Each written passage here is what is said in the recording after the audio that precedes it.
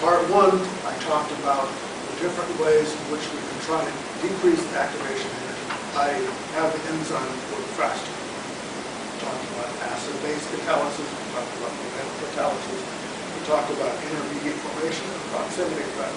We have one more to talk about before we can pull it all together. And I'm reminding you that simply binding the enzyme tighter is not going to work, and making the enzyme work faster on the enzyme, again, is not going to necessarily work. So let's take a look at the next one. Now we need to do some more concepts. First is the transition state. The transition state is a fleeting and unstable stage between the substrate as a converted product. It's characterized by distorted bond angles and bond lengths, and it cannot be detected or isolated. So this is an invisible transition. How do we know a transition state is present? Since we can't see it, how do we know?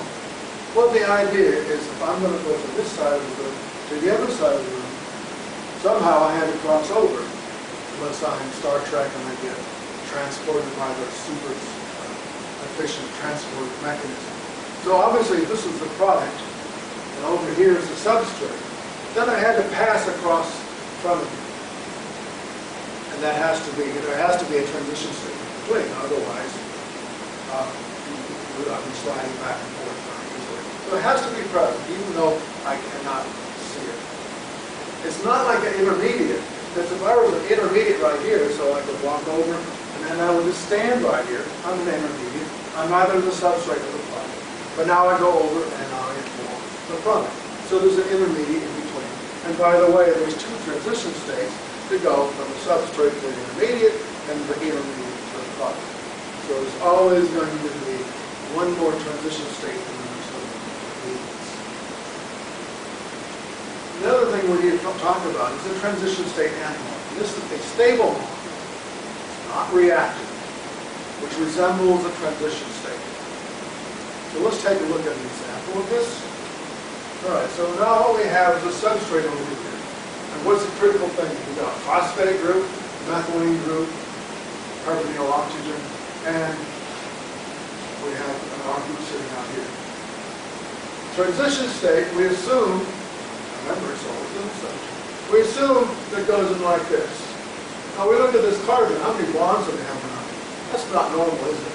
But take a look at this, you can see that's going to be distorted as well. So it follows the definition of transition state.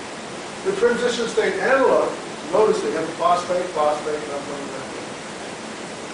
The transition state analog has got the phosphate, the methylene, and now we have a carboxylic acid functional group. This is not going to do any chemistry. Stable molecule. You add it to the enzyme, it's not going to be converted into anything else. However, notice that this matches this matches this partial double bond matches this partial double bond, same atom. The only difference is this is now an oxygen instead of a carbon. So the idea is this sort of looks like the transition state that we propose. Again, we never know for sure what the transition state is like. When we have the proposal, this is what it might be. So there's two experiments that we can do.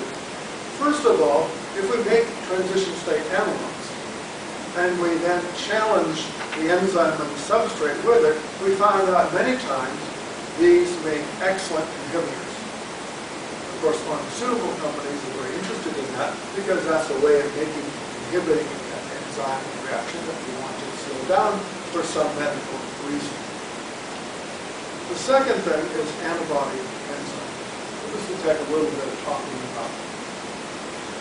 If I take a transition state analog, one particular reaction, and I put it into an animal such as a mouse, and I mix in some irritants so the mouse makes antibodies.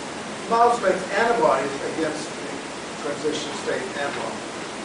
I can isolate the antibodies, purify it, and I can test it and show that the antibody binds to the transition state with a pretty good effect. Nothing surprising about that.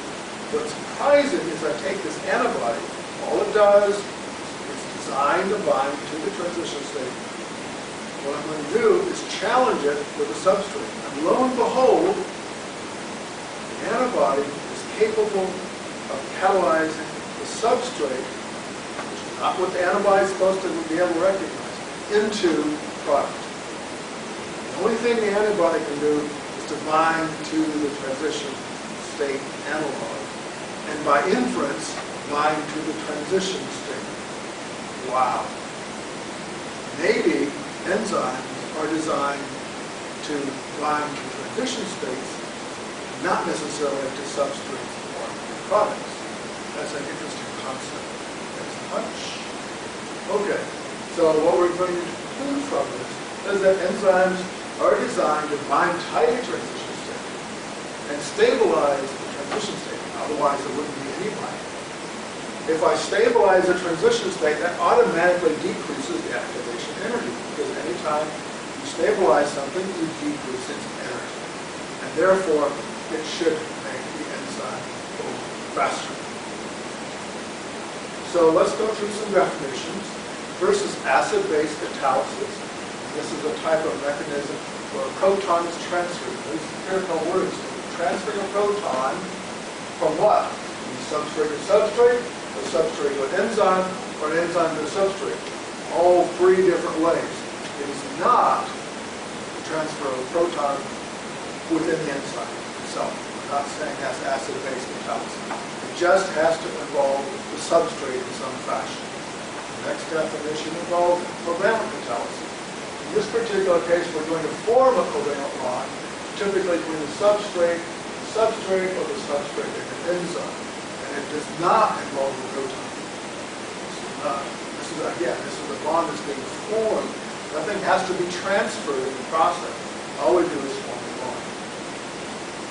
Finally, we have intermediate formation, which is going to be a mechanism involving formation or having intermediates between the transition from the substrate to the product. The next one is going to be the proximity effect, which involves limiting the rotation, movement, and orientation, which is the same as saying solution rotation of the substrate with respect to each other or to the enzyme itself. And then finally, we have the transition state stabilization, which is an increase of interaction with the enzyme in the transition state, which thereby lowers the activation energy and increases the rate of reaction. So we have summary.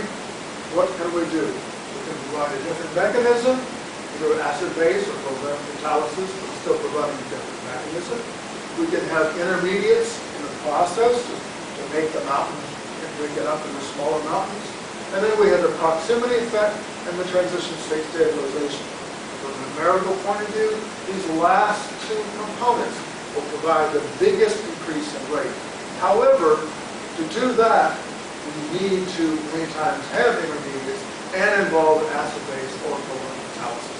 So they're all going to work together, but the major contributors are going to be proximity effect and transition state stabilization. That's the end of part 2. Stay tuned for part 3.